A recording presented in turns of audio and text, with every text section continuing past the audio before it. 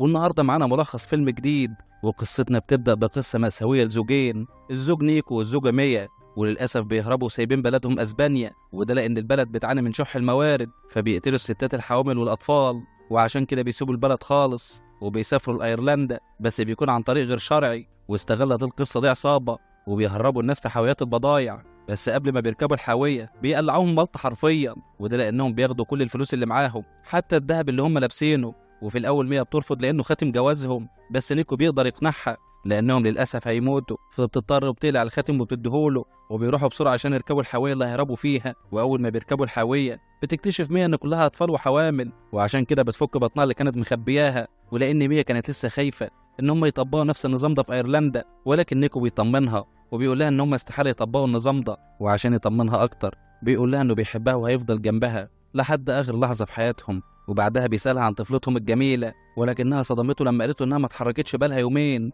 فبدأ يلاقوا هما الاتنين وبدأت تظهر عليهم علامات الحزن، وده لأن لسه ميت لهم طفلة وللأسف على إيد النظام. وبتقول له ميا وهي حزينة: أنا خايفة تكون سيبناها ومش أنا وهي لسه عايشة، ولكن نيكو أكد لها إنها ماتت، فبينهاروا هما الاتنين بالعياط من حزنهم عليها، بس للأسف ما بيقدروش حتى يتهنوا على حزنهم، لأن في نفس اللحظة بيسمعوا خبط ورزع جامد بره، وأصوات ناس بتقول لهم افتحوا الأبواب، ولسه هيتصدموا لقوا شعب داخل عليهم، وبيطلع إنها ناس تانية جايبها العصابة، ولأن كلهم خايفين فبيركبوا بسرعة لدرجة إنهم بيدوسوا على مية وبيقدروا يفرقوا بينهم الاتنين. ولأن العدد اللي ركب كبير فزعيم العصابة وقفهم وطلب منهم يركبوا حاوية تانية، وللأسف كان في مقدمتهم نيكو، ولسه المسكين بس هيشرح لهم إن مراته جوه وإن هم جايين من بدري سوا، سحبوه بالعافية وضربوه. وقتها مية اتصدمت لأنه أملها الوحيد في الدنيا دي، ولكن للأسف بيتقفل في وشها باب الأمل عشان تبدأ تواجه مصيرها لوحدها، وبسرعة بدأت تبص على الفتحات عشان تشوفه هيركب أي حاوية، ووقتها عرفت إنه بيركب حاوية 107، فقعدت تحفظ في الرقم ولون الحاوية،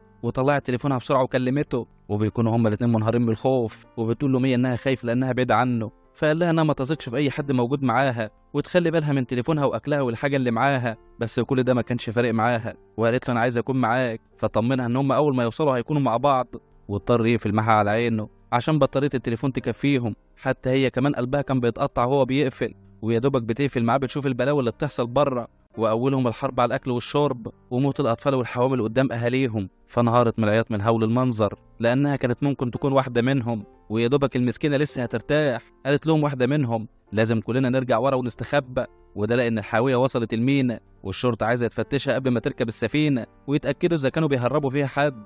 وأول ما كلهم بيعرفوا إنها الشرطة بينهاروا من الخوف، لأن للأسف الشرطة اللي بتحميهم هي نفسها اللي بتقتلهم. وبالفعل بيدخل الضابط عشان يفتش الحاوية، بس المفاجأة إنه مش بيلاقي حد موجود فيها، وده لأن في جدار فاصل بينه وبينهم، بس الكل بيكون قاطع النفس لأن لو صوت طلع واحد بس كلهم هيتعدموا، ولأنه ضابط عقر وزبالة فشك إن الجدار ده هو نهاية الحاوية، وعشان كده وقف كلب من كلابه عند النهاية وخرج هو بره الحاوية وطلب منه يضرب طلقة، فاتأكد فعلا إنها مش نهاية الحاوية وإن الجزء الباقي ده أكيد متهرب فيه حد، فدخلهم تاني زي التعبان وبدأ يكلمهم بكل حنية، وهو بيقول لهم اخرجوا ما تخافوش، احنا استحالة نأذيكم، ابسولوتلي احنا هنا عشان نحميكم يا واد يا حنين، وانا عارف ومتأكد ان البلد ظلمتكم، ومعقول ما تثقوش فيا وتثقوا في اللي حشركم زي الكلاب بعد ما خدوا كل فلوسكم ووعدوكم بنعيم الحياة في مكان تاني. والنهاية بقى لو ما خرجتوش هضربكم بالنار. ولكن ميا زوجة مطيعة وقررت انها ما تثقش في حد زي ما جوزها قال لها، وعشان كده بتطلع على صندوق عالي تستخبى عليه، ويا دوبك ميا استخبت طلعت له واحدة وثقت في كلامه، وللأسف كانت أول واحدة تتقتل بدون رحمة، وقال لهم خلصوا على الباقي، وبالفعل بيقتلوهم كلهم زي الفراخ بدون رحمة. فميا المسكينة اترعبت من اللي بتشوفه وكتبت نفسها والقهر اللي جواها وإلا هتكون معاهم هي كمان. وبعد ما الحيوان اتأكد إن الكل مات قال لهم نظفوا المكان قبل ما الحاوية تتشحن، وبالفعل نظفوها وقفلوا الحاوية عشان تبدأ ميا صراع جديد لوحدها وهي منهارة من الخوف والحزن، وعلى طول بتبعت رسالة صوتية لجوزها وهي منهارة من العياط وبتقول له يستخبى لأنهم قتلوا الكل. وتاني يوم الصبح بتطمن شوية بعد ما لقت نفسها بتتشحن، فبدأت تطمن شوية وكلمت جوزها، بس اتفاجئت إن التليفون اتقفل، فبعتت له رسالة طمنته عليها وإنها وصلت المينا وإنه يطمنها عليه أول ما توصله رسالة. وأثناء ما قاعدة بتلاقي شنطة كانت موجودة مع الناس اللي اتقتلت، وبتلاقي فيها شنيور وإزازة مية وتليفون وكشاف استخدمته لما الدنيا ضلمت عليها. وأثناء ما يريحها في النوم بتلاقي الحواية بتتدربك عليها، وده لأن بتحصل عاصفة رعدية شديدة بتغرق السفينة اللي راكب فيها الحاوية بتاعتها، ولأنها بدأت تتخبط يمين وشمال في الحاوية فقعدت تنادى على حد بسرعة ينقذها، بس للأسف محدش بيسمعها ولا حد أساسا كان فاضلها لأن الكل كان بينفد بجلده. وفي نفس اللحظة الحاويات بدأت تتقلب من على السفينة، فلحقت نفسها واتعلقت في حبل، وفي لحظة تترزع في جدار الحاوية. وتاني يوم ما فاقتش إلا على المية اللي غرقانة فيها، ولما بصت على الحاوية لقت اللي تحت بقى فوق واللي فوق بقى تحت، واتفاجئت إنها كمان في نص البحر. فكانت بالنسبة لها صدمة عمرها، ومن كتر الخوف والقلق دورت بسرعة على تليفونها عشان تكلم جوزها، بس للأسف لقت شاشته مكسورة وما بقتش عارفة تفتح التليفون، فأعصابها باظت أكتر، وعلى طول بتجيب التليفون اللي كان موجود في الشنطة التانية، بس للأسف برضه ما قدرتش تفتحه لأنه كان برقم سري. فبدأت أعصابها تنهار أكتر وأكتر، ولأنها حست إنها اسودت على دماغها وشكلها كده قاعدة حبتين في الحاوية، فبدأت تدور على أي حاجة تنفعها في الحاوية. وبالفعل بدأت تفتش كل الصناديق،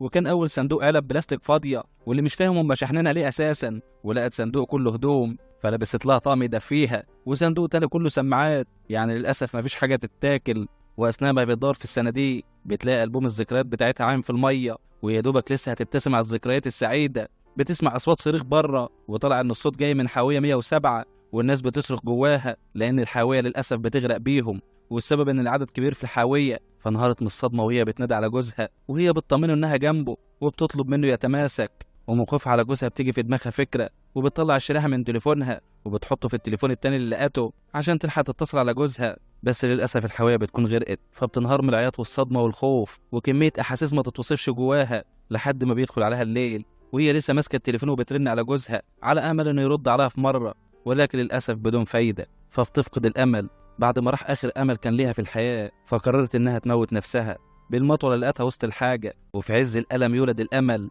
اللي نبض تاني بنبض جنينها، فبتنهار من العياط من الفرحة وهي بتقول لطفلتها أهلا، وبترجع تدفيها من تاني وبتقرر إنها تعيش عشان بس خاطر طفلتها. ويا دوبك المسكينة لسه ما فرحتش بتسمع صوت الحوت فبتترعب أكتر، ويا دوبك صوته بيهدى فربنا بيكرمها وبتنام، وبتفوق على إن الحاوية غرقت مية وسحبتها المية تحت الصندوق اللي متعلق. ولما حست إن هيقع عليها طلعت تجري، وبالفعل يا دوبك بعدت عنه وقع، وفجأة الحاوية تبدأ تغرق ومنسوب المية بيبدأ يعلى لدرجة خلاص كانت تتخنق وتموت. وفجأة بتصحى من النوم وبيطلع إن ده كان حلم، ولكن الحقيقة إن منسوب المية بيكون علا. فحركت صندوق من الصناديق تحت الصندوق اللي كان هيقع ده، وقررت كمان إنها تفتحه، بس برضه ما لقتش فيه حاجة، وطلع إنه كله علب بلاستيك فاضية. وأثناء ما هي مخنوقة من كمية العلب اللي موجودة بتجيلها فكرة أول ما بتشوف البلاستيك اللي موجود في العلب، وبتبدأ تقطعه وتسد الفتحات على أساس إنها تقدر تعيش أطول فترة ممكنة. وبدأت كمان تفضي المية الموجودة جوه بحيث إنها تخرجها بره بالخرطوم، وحاولت إنها تأقلم نفسها كأن البيت بيتها، وكل يوم بيعدي عليها بدأت تكتبه، وعملت كمان شريطة بالحد الأقصى للمية واللي وقت ما هتوصلها هتكون في خطر ولازم تتصرف قبلها، واللي هو برضه مش عارف ازاي. وحاولت تاني تكلم جوزها وبالفعل في حد رد عليها، ولكن للأسف برضه الشبكة بتفصل. ونشرت كمان قدامها ألبوم الصور بتاعها عشان يكون وناسها في المكان الكئيب ده، وبعدها بدأت تطمن على الأكل اللي معاها واللي هو عبارة عن رغيف فينو وعلبة تونة وزازتين مية، يعني حاجة كده هم الهم. وفي نفس الوقت بيجيلها اتصال من رقم مجهول وبيطلع إنه جوزها، فأول ما سمعت صوته راح رجعت لها وهي بتحمد ربنا وبتقول أنا فكرتك موت. وبعد ما بيطمنوا على بعض بيحكي كل واحد منهم اللي حصل له، وقال لها جوزها إن السواق ضحك عليهم وسابهم بره المدينة فهتأخر شوية لحد ما أجيلك. فقالت له هتجيلي فين؟ ده أنا في قلب البحر ويا ريتني حتى أنا عارفة أنا فين. فحاول جوزها يطمنها ووعدها إنه هينقذها بأي طريقة، فانهارت من العياط وهي بتقول الغلطة غلطتي وأنا السبب في كل اللي بيحصل دلوقتي. فحاول يهديها وقال لها إن الذنب مش ذنبها وموت بنتهم ما كانش غلطها، ويا دوبك بيقفل معاها بيجيلها الطلق. فقالت لها بوس ايدك مش وقتك خالص، ولكن للأسف الألم بيزيد عليها وتسود أكتر على دماغها بعاصفة شديدة ومطرة. وأثناء ما هي بتتألم بيرن عليها جوزها فبتيجي ترد بيقع منها التليفون، ولسه هتقوم تجيب التليفون فتلاقي نفسها بتولد، فبتاخد الطفل في حضنها وهي فرحانة، ولأنه ما نطقش فبتقعد تخبط على ظهره وهي منهارة لحد ما أخيرا الطفلة بتصرخ، فبتهدى أخيرا وبتطمن وتاخده في حضنها وهي طايرة من السعادة. ولكن اللي ما كانش مبسوط هو الطفل، لأنها من ساعة ما صرخت ما بطلتش صريخ ولا حتى كمان راضية ترضع. والغريبة إنها خدت المشيمة بتاعتها وحطتها في علبة بلاستيك، وبنعرف إنها بقت في اليوم الثالث ولسه برضه الطفلة بتصرخ ولا حتى كمان راضية ترضع. فبدأت أعصابها تنهار أكتر ما هي منهارة، وأثناء ما هي بتسكتها بتشوف الشنيور وبتجيلها فكرة إنها تعمل فتحة في السقف وتطلع فوق، وبتبدأ تشتغل في الفتحة. وبرضه الطفلة لسه بتصرخ لحد ما بوظت لها أعصابها، وفضلت كمان تزعق لها، ولأنها ملهاش ذنب فنزلت وخدتها في حضنها تاني وهي بتحاول تهديها. وفي لحظة بتطير من السعادة وروحها بترجع لها لما أخيرا الطفلة رضعت ويا دوبك نيمتها وأعصابها هديت. نزلت على الأكل الموجود بشراهة وكلته كله، وتاني يوم قامت عشان تكمل الفتحة، ولكن للأسف الصاروخ بيعطل، ولأنها اتخنقت وروحها راحت فرمته هو كمان. وقعدت المسكينة حزينة تبص للفتحة، ورجعت تدور على التليفون بس للأسف كان باظ، فخدت منه الشرايح وحطته في تليفونها، بس للأسف برضه مش قادرة تفتحه، فأعصابها انهارت وقعدت ترمي في الحاجة. وفي نفس الوقت تلاقي المطوة فبتاخدها وبتكمل بها الفتحة، ولكنها بهدلت إيديها وماتت من التعب. وفي نفس الوقت بتلاقي بنتها بتعيط، فبتروح لها بسرعة وبتلاقيها سخنة، فبتقعد جنبها وبتعمل لها كمادات. وأثناء ما هي نايمة بطنها بتتقطع من الجوع، ولأن للأسف ما بقاش في أكل في المكان، فبتضطر للأسف تاكل المشيمة بتاعتها، وطلع إنها كانت محتفظة بيها عشان كده. وفي نفس الوقت بتسمع صوت الحوت تاني، فراحت تبص عليه من الفتحة، ولكن الحوت بيهز ديله وبيخبط الحاوية فبيرزعها في المية. وأول ما بتفوق بتطلع تجري على بنتها اللي عمالة تصرخ على آخرها، وغيرتها في حضنها عشان تهديها، ولأنه فاضل برضه يرزع في الحاوية، فقعدت تخبط له وهي بتصرخ عشان تخليه يمشي وبنتها تهدى، لحد ما أخيرا بيمشي. وفي اليوم السادس لها في الحاوية بتقوم تكمل بالمطوة لحد ما بتنكسر هي كمان، فأعصابها باظت تاني وبدأت تفقد طاقتها، وخصوصا لأن التليفون برضه ما فتحش، وكمان المية خلصت، ولأن كان خلاص هيغمى عليها، فبدأت تغرق نفسها بمية البحر، وبدأت كمان تلحس مية المطرة. وبعد ما بتقعد بتجيب اللي في بطنها كله بعد السواد اللي كلته وشربته، وبعد ما بتفقد كل طاقتها بتتخيل بنتها اللي ماتت وهي داخلة عليها بالطيارة الورقية بتاعتها، وأول ما بتشوفها قدامها بتترجاها إنها تجيلها، وهي بتقول لها وحشتيني، فبنتها بتعيط لها وبتلومها إنها تخلت عنها، وإن كل حلمها إنها كانت عايزة تلعب بس بالطيارة الورقية بتاعتها. فبتنهار مية من العياط وهي بتتأسف لها، وإن الغلطة كانت غلطتها، فبتتخيل جوزها هو كمان جنبها وهو بيطمنها وبيقول لها إن مش غلطتك. وبتفوق تاني يوم بالمطر اللي بيغرق وشها من الفتحة اللي عملتها في السقف، فبتفتح بقها وبتحاول تشرب، وبتحط العلب البلاستيك كمان عشان تملاها. وبعد ما بتسترد شوية من طاقتها بتعلق حبل كان موجود في الصندوق في الجزء اللي عملته من الفتحة، واتعلقت في الحبل بكل قوتها وبدأت تشد لحد ما أخيرا ربنا كرمها وقدرت تفتح الفتحة. فبتنهار من الفرحة إنها قدرت تشوف النور من تاني، وأخيرا بتقدر تطلع على السطح، وبتاخد بنتها معاها عشان تقدر تتنفس الهواء الطبيعي اللي ما شافتوش من ساعة ما اتولدت. بس المفاجأة وأثناء ما بترمي الحفاضة بتاعتها واللي كانت عاملاها بهدومها طبعا، اتفاجئت إن السمك اتلم على الحفاضة، فجت لها فكرة وعملت حربة عشان تصطاد بيها السمك، وفضلت تحاول وتحاول وتحاول، بس للأسف برضه بتفشل. وأثناء ما هي قاعدة مرهقة من الجوع بتشوف طيارة معدية، فبتنزل بسرعة للحاوية من تاني، وبتجيب مراية من الشاشة المكسورة عشان تعمل بيها عجز للطيارة. بس للأسف وأثناء ما هي خارجة رجلها بتنجرح من حواف الفتحة لأنها كانت مستعجلة وما خدتش بالها، ومع ذلك اتحملت وقعدت تعكس للطيارة بالمراية، بس للأسف بدون جدوى. فنزلت تاني للحاوية وجابت حاجة تشبه إبرة الخياطة من بورتة الشاشة عشان تخيط لنفسها الجرح وهي بتتعصر من الألم. وأثناء ما هي روحها رايحة بتاخد بالها من السماعات الموجودة، فبتبدأ تغزل منها شبك صيد، وأول ما بتقدر تقف على رجليها بتطلع تاني وبترمي الشبك في البحر، وبترمي في قلبه الحفاضة، وفعلا بيتلم السمك عليها. وبكده أخيرا بتكون لقت الطريقة اللي تسد بها جوعها لحد ما بتوصل اليوم التاسع، وبتكون بدأت تأقلم نفسها على كده، وبدأت تصطاد سمك كتير وتحطه في علب، وبقت حياتها بين صيد السمك وتحطه في علب، وبين إنها تفضي المية بالخرطوم واللي كانت خلاص بتقرب للحد الأقصى اللي هي عاملاه، وبين إنها كمان بدأت تكتب في رسائل للنجدة وبتحطها في علب بلاستيك وبترميها في البحر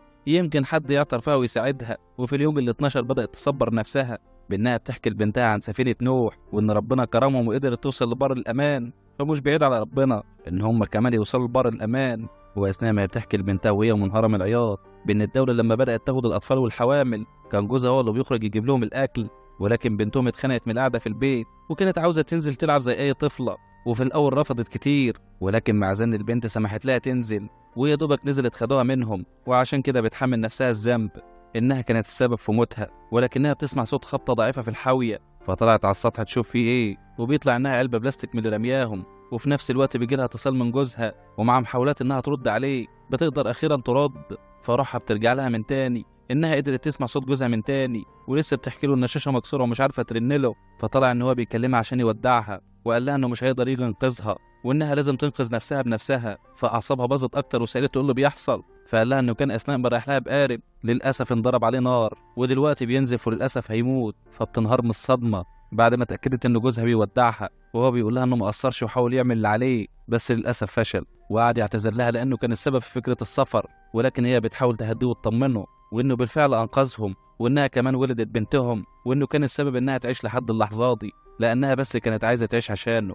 وقربت له كمان التليفون من بنته عشان تسمعه صوتها، وقتها بيقول لها أهلا بيكي يا برنسيستي، ولو جت في يوم الدنيا ضاقت بيكي مش هتلاقي حنة من حضن والدتك. وفي عز ما هما الاتنين منهارين من العياط بتكملها كمان بطارية التليفون وبتفصل، فالدنيا بتسود في وشها أكتر وبتنهار أكتر من العياط بعد ما اتأكدت إن حبيبها وجوزها بيموت، وهي كمان في مهب الموت هي وطفلتها. وبتعدي الأيام عليها هي وطفلتها لحد ما بتوصل اليوم ال26، وبتكون وصلت المية للحد الأقصى، وعشان كده بقت مضطرة تعيش فوق سطح الحاوية، ولأنها لسه متمسكة بالحياة عشان بس خاطر بنتها فصنعت لها مركب صغيرة من العلب البلاستيك وألواح الصناديق، وفي نفس الوقت بيظهر لها طير النورس واللي ظهر على الحاوية عشان بواقي السمك، فانبهرت وبدأت تجهز لهم أكتر لحد ما بيجي الليل وبدأت الحاوية تغرق. ولما نزلت جوه عشان تتأكد شافت صورة بنتها، فنزلت تاخدها قبل ما تغرق خالص، وبالفعل بتقدر تاخدها، وبتكتشف برضه إن صندوق الذكريات عايم، فراحت برضه عشان تجيبه. يا ست الدنيا بتغرق فوق، لا أجيب صندوق الذكريات الأول. وأثناء ما هي بتجيبه بدأت الحاوية فعلا تغرق، والمركبة بتاعت البنت بدأت تتحرك من المية. بس المفاجأة إنها لما جت تخرج الحبال لفت حوالين رجليها لدرجة إنها خلاص كانت هتموت، ولكن أخيرا بتقدر تقطع الحبل وبتقدر تخرج من الحاوية اللي بتكون بالفعل نزلت تحت المية، وبيكون الحوت معدي من جنبها. وأول ما طلعت على السطح بدأت تدور على بنتها في كل مكان، بس للأسف مش قادرة تلاقيها لحد ما الحوت عدى من جنبها وغرقها بالمية. وقتها البنت صرخت، فروحها رجعت لها من تاني وقدرت تحدد مكانها وتروح لها، وقعدت تحاول تهدف بنتها وهي أساسا منهارة من الخوف من اللي شايفاه من الحوت، وبتكون كل طاقتها خلصت وبتفضل متعلقة في المركب لحد ما بيطلع لها النهار. وأثناء ما هي تايهة بدأت تطلع كل السمك اللي حوشته عشان تلم طيور النورس، وهي بتقول لبنتها خلاص هانت ونوصل، نتحمل بس شوية عشان نحكي للدنيا كلها قصة نجاتنا واللي أنا متأكدة إن محدش هيصدقها. وبتمسك بإيد طفلتها الرقيقة وهي بتقول لها أنقذتيني يا صغيرتي، أنقذت حياتي بعد ما خلاص الخوف اتملك من قلبي، ولكن بسببك بقيت أقوى إنسان على الأرض. وبتقول لها الكلام ده والدموع نازلة من عيونها وهي مش دارانة بنفسها. وفي نفس اللحظة بيظهر لها الأمل من تاني، لأن بالفعل بتتجمع حواليها طيور النورس، واللي بياخد باله منها صياد وزوجته وكانوا موجودين قريبين منها. وأول ما شافوا الطيور متجمعة راحوا للمكان بسرعة، وهناك بيلاقوا المركبة الصغيرة بتاعت الطفلة، بس للأسف الأم ما بتكونش موجودة. وأثناء ما هم مذهولين من اللي شايفينه بيكون في حبل متعلق بالمركب، ولما بتشد الزوجة بتطلع إن هي مية، وبالفعل بيقدروا ينقذوها. واللي أول ما بتفوق بتسأل عن بنتها وبتاخدها في حضنها وهي منهارة من العياط، ولكن المرة دي عياط الفرحة لأنها مش مصدقة إنها رجعت للحياة من تاني، وعمالة تبص لهم كأنها أول مرة في حياتها تشوف بشر. وبكده تخلص قصتنا بالنهاية السعيدة، وأتمنى في النهاية تكون القصة عجبتكم، وانتظرونا في ملخص جديد. سلام.